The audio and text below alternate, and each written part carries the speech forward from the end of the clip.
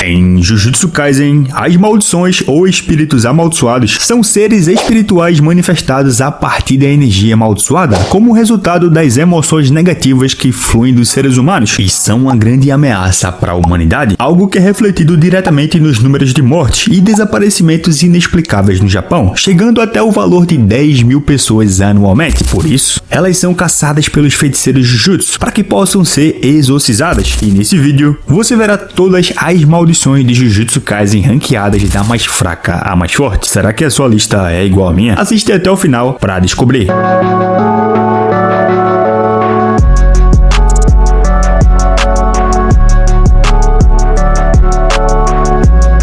Fala galera, eu sou o Zé dos Animes e se você é novo por aqui, seja muito bem-vindo e inscreva-se no canal para assistir a mais vídeos de Jujutsu Kaisen, um mangá incrível que infelizmente está chegando ao seu fim. E antes de ir pro vídeo, eu queria dizer muito obrigado a vocês fãs da obra de Gege Akutami. Na moral, eu me senti muito abraçado por vocês e espero que tenhamos um final digno pra obra. Mas enfim, vamos deixar de enrolação e bora para um dos rankings mais pedidos aqui no canal, porque em último lugar temos a maldição Cabeça de Mosca, que são maldições fracas e são tão insignificantes que nem sequer recebem uma classificação formal pelos feiticeiros, sendo inferiores até mesmo ao grau 4, o mais baixo de todos. Elas são pequenas e semelhantes a insetos, são vistas como inofensivas e facilmente manipuláveis, já que são bastante frágeis e podem ser contidas simplesmente as colocando em uma caixa envolta em selos. E a escola Jujutsu até mesmo faz uso delas para testar se civis comuns possuem a capacidade de enxergar maldições, assim como vimos o Itadori fazer com o Junpei. A próxima maldição é a maldição do inventário, que era o trunfo do Toji Fushiguro, uma maldição única que permitia armazenar diversos objetos dentro do seu corpo. Com ela, o Toji podia trocar suas armas de forma ágil e discreta, retirando-as da boca da maldição com facilidade. O mais impressionante é que essa maldição podia ser encolhida até o ponto de ser ingerida por Toji, escondendo completamente sua presença e energia amaldiçoada, o que a tornava ainda mais difícil de ser detectada. E dentro da maldição estava todo o vasto arsenal do Toji, suas ferramentas amaldiçoadas, armas e até mesmo um enxame de cabeças de moscas. E após a morte do Toji, a maldição foi capturada por Suguru Geto, que a utilizou para recuperar a ferramenta amaldiçoada de grau especial, a Nuvem Lúdica. A próxima da lista é a maldição de Roupongi, a primeira maldição enfrentada por Itadori após ele entrar para a escola Jujutsu. E essa maldição, apesar de fraca, possui mais consciência e até ameaçou a criança que estava no mesmo cômodo que os dois feiticeiros, mas o máximo que ela tentou fazer foi fugir do local e acabou derrotada rapidamente pela técnica da boneca de palha da Nobara, que usa o braço da maldição cortado por Itadori para ativar a técnica da ressonância. A próxima é a maldição do clube de ocultismo, que foi a primeira maldição enfrentada pelo Itadori na história ao lado do Megumi, e quase que ela manda o protagonista de arrasta para cima logo no primeiro capítulo. Porém, o Itadori comeu o primeiro dedo do Sukuna e o rei das maldições derrotou ela com um simples golpe. É a partir do 20º lugar que as coisas começam a ficar realmente um pouco melhores, porque temos o Kogai, mais conhecido como a maldição gafanhoto, que o Itadori enfrentou no começo de Shibuya. Kogai era uma maldição de grau 2, nascida do ódio profundo da humanidade pela praga dos gafanhotos. E embora o Kogai fosse um espírito amaldiçoado de combate formidável, capaz de se comunicar e superar algumas maldições de semi-grau 1, sua inteligência ainda era limitada em comparação a um feiticeiro típico de Jujutsu. E durante os eventos em Shibuya, Kogai recebeu duas missões simples: proteger a cortina e eliminar qualquer não feiticeiro que encontrasse. Ele possuía uma força física considerável, muito superior à de um humano comum, porém mesmo com todo o seu poder, ele não foi páreo para o Itadori, que o derrotou com facilidade. Em 19º lugar, temos a maldição que enfrentou Yuta e o Inumaki durante o filme Jujutsu Kaisen Zero. E esse espírito amaldiçoado, com força equivalente a uma maldição de semi-grau 1, tinha uma habilidade aterrorizante que permitia ele disparar pilares destrutivos de luz simplesmente ao levantar o indicador. Porém, no final, o espírito foi exorcizado pelo Toga Inumaki, encerrando a ameaça antes que pudesse causar mais destruição. Em 18º lugar, temos o Namazu, um espírito amaldiçoado de grande poder, convocado por Kenjaku para afastar Itadori Yuji. E essa criatura, semelhante a um peixe-gato, é de semi-grau 1 ou superior, o que a torna uma ameaça significativa. Sua técnica amaldiçoada é única e também aterrorizante, uma vez que ele se enterra no solo, cria uma alucinação em seus alvos, fazendo com que vejam uma enorme boca surgindo do chão abaixo deles, e a vítima é tomada pela sensação de cair em um abismo, sendo completamente envolvida na ilusão. Em 17º lugar, Dragão Arco-Íris, que era um espírito amaldiçoado poderoso, controlado pela manipulação de técnica do espírito amaldiçoado do Suguru-Geto. Porém, o que tornava esse dragão realmente impressionante era sua durabilidade. Sua pele era mais resistente entre todos os espíritos amaldiçoados do Suguru-Geto, que além de ser incrivelmente resistente, também era rápido e forte, capaz de destruir estruturas de pedra com facilidade. E como se não bastasse, ele ainda tinha capacidade de voar, mas acabou derrotado por Toji com a katana cortadora de almas, que ignora a resistência física e corta diretamente a alma. Em 16º lugar, Kushizake Onna, uma figura aterrorizante e envolta em lendas urbanas. Era um espírito amaldiçoado vingativo, controlado pelo Geto também. Embora seu nível exato de poder fosse desconhecido, ela se destacava como uma das maldições mais fortes que o Geto possuía durante seus dias como estudante. E essa maldição é capaz de forçar um voto de não violência para o seu alvo dentro do seu domínio simples. E uma vez que ela faz a pergunta, eu sou bonita? O que claramente é uma armadilha, porque vamos combinar. Quem vai dizer que essa coisinha aí é linda, hein? Mas enfim, se a resposta do oponente, que é obrigado a responder, não for uma resposta que agrada a ela, ela ataca com a sua tesoura mortal, que quase arrancou a orelha do Toji, porém acabou exorcizada por ele também. Em 15º lugar, Portadores de Dedos. Esse tipo de espírito é de grau especial e são nascidos do úteros amaldiçoados formados quando um espírito amaldiçoado consome um dos dedos do Sukuna. E assim que nascem, esses espíritos ativam uma forma primitiva de expansão de domínio, distorcendo o espaço ao redor com a sua energia amaldiçoada, criando um ambiente caótico e perigoso. Só que esse domínio é incompleto, já que não possui uma técnica amaldiçoada totalmente desenvolvida, e vimos dois deles durante a história. O primeiro foi durante a missão no centro de detenção juvenil de Eishu, onde o Itadori e o Megumi enfrentaram um desses, e a batalha foi brutal, com o espírito amaldiçoado arrancando a mão esquerda do Yuji, e para ganhar tempo, para que o Megumi e a Nobara escapassem, ele, em desespero, permitiu que o Sukuna assumisse o controle. E aí, bom, vocês já podem imaginar o que aconteceu. Outro portador de dedo foi encontrado durante o arco das Pinturas da Morte, e ao ser confrontado pela maldição, Megumi rapidamente entendeu que a presença do dedo do Sukuna despertou o espírito maligno. Porém, Megumi conseguiu usar sua expansão de domínio pela primeira vez na obra e conseguiu derrotá-lo sozinho. Em 10º lugar, Akuruo Otake, um espírito rebelde de grau especial que o Kenjaku invocou na batalha contra o Takaba. No entanto, o que aconteceu a seguir foi inesperado. Takaba, com a sua técnica inata única, o comediante, manifestou um caminhão do nada e, em uma cena digna de um filme de humor, atropelou a maldição, exorcizando assim ele completamente. Em 13º lugar, Tamamo no Mai, um espírito amaldiçoado vingativo e imaginário, que era uma das 16 maldições de grau especial reconhecidas por seu imenso poder, e sob o controle do Suguru-Geto, através da sua técnica de manipulação de espíritos amaldiçoados, essa entidade, em teoria, se tornou uma arma temível em suas mãos. Porém, pouco se sabe sobre suas habilidades, já que ela foi usada no máximo Uzumaki na esperança de derrotar o Yuta. Em 12º lugar, Ganesha, que era uma maldição lendária descrita como uma divindade asiática de grau especial, controlada por Kenjaku também. E esse espírito tinha uma habilidade singular e assustadora, remover todos os obstáculos. E o Kenjaku descrevia Ganesha como capaz de emaranhar um conceito com o alvo da sua técnica, tornando uma força poderosa e imprevisível. Ganesha foi usada em duas situações. A primeira foi contra militares na Casa Branca nos Estados Unidos, para remover esse obstáculo. Isso fez com que todos os soldados ficassem flutuando pelo céu. No entanto, quando confrontado pela Yuki e a sua técnica inata, o poder do Ganesha provou ser insuficiente e foi derrotada com um único golpe. Em 11º lugar, Divindade da Varíola, uma poderosa maldição de grau especial invocada pelo Kenjaku, que foi um dos 16 espíritos registrados, e ele a usou como um teste para desafiar a Beimei, uma feiticeira de grau 1, e a maldição tinha um poder aterrorizante, capaz de manifestar uma expansão de domínio completa, aprisionando um alvo em um cemitério sombrio, e a sua técnica amaldiçoada era brutal. Uma vez que capturava a sua presa, o alvo era trancado em um caixão muito apertado. Em seguida, a lápide gigante descia sobre o caixão, esmagando-o no solo, e a partir daí, começaria uma contagem regressiva de 3 até 1, onde ao chegar ao fim, a vítima seria infectada com a varíola e morreria. Finalmente, entrando no nosso top 10, nós temos o Ketsu, o irmão mais novo do Chozo, e Yesu, que era um dos 9 úteros criados de uma mulher capaz de dar à luz a crianças espirituais amaldiçoadas, conhecidas como as Pinturas da Morte. Em resumo, ele é um ser híbrido, meio maldição, meio humano. Em algum momento, ele e seus irmãos foram armazenados na escola Jujutsu, junto com alguns dos dedos do Sukuna, e como uma maldição, foi classificado como de grau especial, refletindo assim o seu perigo. E quando foi encarnado pelo grupo do Mahito, tinha uma única missão: ajudar as maldições a dominar o Japão. E embora não fosse tão poderoso quanto seus irmãos mais velhos, ele ainda era uma força a ser temida. Junto com Eso, eles receberam a tarefa de recuperar um dos dedos do Sukuna e chegaram bem perto de derrotar os estudantes de Jujutsu que tentaram impedi-lo, porém acabou derrotado pela Nobara e pelo Itadori. E a técnica dele é a podridão. Com ela, ele podia manipular o sangue corrosivo do seu corpo, usando-o como uma arma mortal. E com rajadas de sangue podre, ele vomitava esse veneno em seus inimigos, queimando sua carne com o impacto. Além disso, com a sua técnica de extensão, Decair, ele infectava o alvo com um padrão floral venenoso, que lentamente decompunha o corpo de quem tivesse contato com o seu sangue. Em nono lugar, Eso, o irmão do Ketsu e do Chozo, que também era um espírito amaldiçoado de grau especial. E se o Ketsu já era forte, o Eso era mais ainda e possuía um imenso potencial de energia amaldiçoada, que utilizava para alimentar sua técnica inata e reforçar seu corpo contra ataques. E o sangue do Eso era escuro e venenoso, capaz de corroer tudo que tocava, queimando a pele e deteriorando até mesmo rochas. E embora não fosse fatal, se afogar em seu sangue poderia significar morte para um feiticeiro. Qualquer contato resultava em uma dor insuportável. Isso tornava sua técnica ainda mais temida, porque ele podia moldar seu sangue ou usá-lo para envenenar suas vítimas, causando a lenta decomposição. E uma de suas habilidades mais impressionantes era a sua técnica máxima, as asas do rei, que permitia a ele transformar o sangue que fluía de suas costas em asas de forma de vespa. E essas asas não apenas aumentavam sua mobilidade, mas também lhe davam a capacidade de atacar a distância com linhas de sangue, além de também poder usar a técnica Decair. Em oitavo lugar, Kururoshi, a maldição nascida do medo e nojo que a humanidade tinha das baratas. Com a sua aparência aterrorizante, meio barata e meio humanoide, ele foi liberado pela manipulação de espíritos amaldiçoados do Kenjaku. Para competir no jogo do abate, ele podia invocar enxames infinitos de baratas amaldiçoadas, todas alimentadas por sua energia maligna, e empunhava uma arma mortal, conhecida como a Espada da Vida Purulenta. E apesar de ser guiado por um apetite insaciável, Kururoshi tinha uma inteligência notável para uma maldição, sendo capaz de se comunicar claramente e entender o jogo em que estava envolvido. Ele acumulou 52 pontos antes de perceber que enfrentar o Druv Lakdawala seria uma má ideia, e sabendo disso, entrou em um estado de hibernação. Quando Druv foi derrotado pelo Yuta, Kururoshi despertou em seu frenesi de fome, e seus enxames de baratas amaldiçoadas rapidamente devoraram qualquer humano à vista. Foi assim quando Yuta interveio na situação, e Kururoshi usou suas habilidades para manipular seus enxames, criando um tornado de baratas voadoras ao seu redor, e lançou sua técnica transe do inseto da terra. Assim, a maldição aproveitou a abertura para criar a Espada da Vida Purulenta, desferindo golpes consecutivos no feiticeiro. E quando Kururoshi estava prestes a devorar o Yuta, o feiticeiro simplesmente usou toda a sua força e técnica amaldiçoada reversa para dar um beijo na barata, liberar uma explosão de energia positiva direto na sua boca, exorcizando assim o Kururoshi. Só que o Kururoshi podia se reproduzir através da partenogênese, garantindo assim sua própria sobrevivência ao gerar uma nova prole amaldiçoada, herdando sua energia maligna no caso de ser exorcizado. E assim, quando ele voltou à vida, pegou a Uro Takako de surpresa e até conseguiu cortar o braço dela com a sua temível espada. Só que o seu fim acabou chegando com Ryu Ishiguro, que lançou sua poderosa explosão de granito nele e exorcizou o espírito completamente. Mas antes de passar para o próximo da lista, temos que falar da sua espada, que tinha 6 barris que lançavam ovos de insetos malditos em seus alvos. E esses ovos eclodiam instantaneamente, fazendo com que as maldições de insetos corroessem e explodissem dentro da vítima. Em sétimo lugar, Chozo, um dos úteros de pintura da morte, e como espírito amaldiçoado, também era tido como grau especial e com um poder impressionante que o tornava comparável a um feiticeiro de grau 1. Desde a sua encarnação, Chozo não era apenas um objeto amaldiçoado, ele era inteligente e autoconsciente, o que o permitiu aprimorar suas técnicas por 150 anos. E quando se apresentou na batalha para selar o Satoru Gojo, ele demonstrou um domínio de manipulação de sangue que superava até mesmo o do notável Noritoshi Kamo. Em meio ao caos, Chozo usou suas habilidades para massacrar não feiticeiros, criando uma vantagem estratégica para o seu time. E embora suas técnicas não conseguissem penetrar o infinito do Gojo, ele estava longe de ser um adversário fraco. Com uma mistura de inteligência e força física, ele se destacou em combate corpo a corpo e conseguiu bater de frente até mesmo contra o Itadori, que é muito bom nesse quesito. E no final do incidente de Shibuya, Chozo, mesmo cansado, ainda lutou bravamente, confrontando Kenjaku para ajudar o Itadori. Sua técnica de sangue perfurante encontrou uma brecha e assim envenenou a Uraume. Na sua luta contra Naoya Zenin, também provou toda a sua habilidade e venceu seu adversário. Além disso, Chozo foi um dos poucos escolhidos por Tengen para proteger seus aliados contra Kenjaku. Embora não tenha conseguido vencer, sua luta foi estratégica e impressionante, forçando Kenjaku a revelar suas habilidades ocultas. Ao enfrentar Sukuna, Chozo mostrou um pouco do seu potencial, onde apesar de ter sido partido ao meio pelo rei, conseguiu se recuperar e voltou para o campo de batalha, onde além de conseguir minimizar os danos de receber um flash negro com a sua técnica de manipulação de sangue, formou também uma barreira de sangue para proteger o Itadori do acerto garantido das chamas do Sukuna. Chozo carrega em suas veias um sangue venenoso, uma herança dos horrores que moldaram sua existência, e esse veneno agia rapidamente, drenando a resistência das suas vítimas e fazendo com que sintam falta do ar. Sua constituição especial como um meio humano, meio maldição, lhe conferia um poder único, a habilidade de converter sua energia amaldiçoada em sangue, e isso significava que enquanto houvesse energia dentro dele, poderia sem graça, enfim, algo que o fez elevar a técnica de manipulação de sangue a outro patamar. Em sexto lugar, Hanami, um espírito amaldiçoado nascido do medo ancestral de desastres naturais. Seu corpo, existente como uma rocha, e sua habilidade de manipular plantas a tornavam um dos aliados mais temidos do jogo. Porém, o que realmente a destacava era seu desejo inabalável de proteger a Terra dos maus tratos da humanidade. Hanami acreditava que a natureza estava sendo destruída e por isso buscava exterminar os humanos em nome da preservação do planeta. Entre seus feitos, além de conseguir salvar o jogo do Gojo e do Itadori, ela também se mostrou capaz de lutar contra vários alunos na escola Jujutsu ao mesmo tempo, e entre eles estavam Inumaki, o Megumi, a Maki, Noritoshi Kamo e depois o Itadori e o Todo, além também de conseguir escapar com vida do vazio rosto do Gojo. Porém, ela encontrou seu fim nas mãos do feiticeiro mais forte da era moderna no começo do arco de Shibuya. A sua técnica inata é a planta do desastre, que é capaz de transformar ilusões de plantas amaldiçoadas em realidade, e apenas em um jogo de Jujutsu Kaisen, Hanami possui sim uma expansão de domínio, a mar brilhante de galhos crescentes, e seu acerto garantido é um feixe de luz que é disparado da flor do seu ombro esquerdo. Em quinto lugar, Dagon, o espírito amaldiçoado de grau especial, nascido do medo do desastre aquático, e por muito tempo ele existiu como um útero amaldiçoado, inofensivo e pacífico, até que durante o incidente de Shibuya, Dagon evoluiu, se tornando uma das maldições mais poderosas ao lado do Mahito, Jogo e Hanami. Sua habilidade de gerar e controlar a água o tornava uma ameaça imensa, capaz de destruir multidões em um instante, mesmo sem intenção de ser hostil. No entanto, enquanto estava sozinho e sem evoluir, ele ainda era vulnerável contra feiticeiros poderosos como Naobito Zenin e o Nanami. Porém, à medida que evoluiu, a história mudou. Quando Dagon atingiu sua forma completa, sua inteligência cresceu junto com sua força, e ele passou a controlar volumes de água tão imensos que a Maki comparou suas habilidades com a invocação do máximo elefante do Megumi, porém em uma escala muito maior. Contra Naobito e Nanami, Dagon não foi exorcizado por eles, e foi necessário não somente o Megumi intervir na situação, mas também o Toji enfrentá-lo e derrotá-lo facilmente. Seu domínio sobre a energia amaldiçoada havia atingido níveis impressionantes, e ele tinha acesso a uma vasta gama de técnicas, e a sua expansão de domínio é o horizonte do Skanda cativante, o domínio que manifesta uma ilha tropical ensolarada e que tinha como acerto garantido uma maré implacável de Shikigamis, que tinha desde serpentes marinhas a piranhas vorazes e tubarões. E galera, antes de entrar no top 4, esse é o momento perfeito para fazer uma menção honrosa a Mestre Tengen, que originalmente era uma feiticeira que viveu há milênios e que graças à sua técnica inata da imortalidade, viveu até os dias atuais. Porém, isso não a impede de envelhecer, então seu corpo e técnica eram redefinidos a cada 500 anos. Porém, em 2006, Tengen não conseguiu se fundir com o hospedeiro do plasma estelar e evoluiu para algo muito mais parecido com um espírito amaldiçoado do que um humano, e por isso pôde ser absorvida por Kenjaku. Em quarto lugar, Mahito revelou todo o seu potencial assustador em Shibuya. Em apenas 2 meses, ele evoluiu de forma acelerada, demonstrando uma inteligência afiada e uma técnica amaldiçoada extremamente perigosa. Sua habilidade de manipular almas é o que o torna verdadeiramente aterrorizante. Mahito pode remodelar almas à vontade, transformando o corpo das suas vítimas em formas grotescas, e também pode alterar seu próprio corpo de maneiras incríveis. E isso inclui curar feridas, criar armas das próprias partes do seu corpo e até mesmo gerar clones de si mesmo. Durante o incidente de Shibuya, Mahito ultrapassou seus próprios limites, e em sua batalha contra o Itadori e o Todo, ele conseguiu executar um flash negro, um fenômeno raro que distorce o espaço e amplifica o impacto de um ataque físico em 2,5 vezes, e o Mahito não apenas atingiu esse feito uma vez, mas 2 vezes, o que refinou ainda mais seu controle sobre a sua energia amaldiçoada, e assim ele desbloqueou uma nova forma, o corpo espiritual instantâneo de matança distorcida, porque agora ele havia compreendido a verdadeira essência da sua alma. Nesse estado, ele se transformou em uma criatura monstruosa e incrivelmente resistente, e essa forma é tão poderosa que os golpes do Itadori, que antes causavam danos significativos neles, não tiveram efeito algum. Bom, pelo menos sem ser com o flash negro, né? Mas aí já é outra história. O fato é que o Mahito Mahito ainda tem a sua expansão de domínio, a autopersonificação da perfeição, e dentro desse domínio, Mahito conecta-se diretamente às almas de qualquer um que esteja preso dentro do seu domínio, e assim ele pode transfigurá-la à vontade, e o seu controle é tão refinado que ele conseguiu ativar o domínio no intervalo de 0,2 segundos, semelhante ao próprio Satoru Gojo. Em terceiro lugar,